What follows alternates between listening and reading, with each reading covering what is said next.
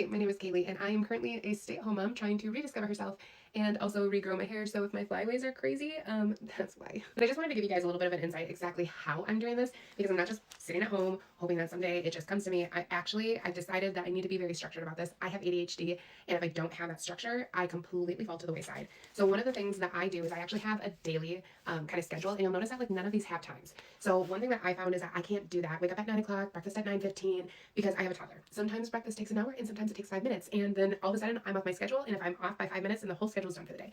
So I just have things that I go from one to the next to the next to the next, and I found that that has actually really helped because it just takes that brain power off of my plate. I don't have to decide what I'm doing next because I already know what I need to do down the list. With that, I also have Monday morning meetings. I've talked about this in the past. I love it. My husband and I used to do marriage meetings every single week. We need to get back to that. We've kind of fallen off the wayside on that. But I just love having those check-ins. And so with my Monday morning meetings, I have like my health department because I really want to get my health back in shape. I have my personal brand department. And so I go through different things. My husband and I also own a business. And so I have that department of things that I want to accomplish that week in that department specifically.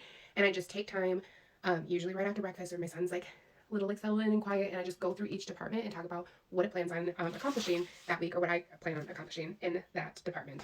And then the last thing that I have is a rolling to-do list.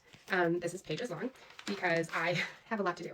And then it gets broken down into each department, and each department is given its own specific time during the day to really focus on things. And I found that just by breaking these things up into tiny little pieces, it has helped tremendously with just feeling more energized about my day, actually accomplishing things, and just not, I don't just sit away the day. I actually am getting stuff accomplished, which just feels amazing, which is fantastic for my mental health. So yeah, so that's just a little sneak peek as far as what I'm doing to get control of my life again, rediscover myself, and just, I need to fall in love with my life again.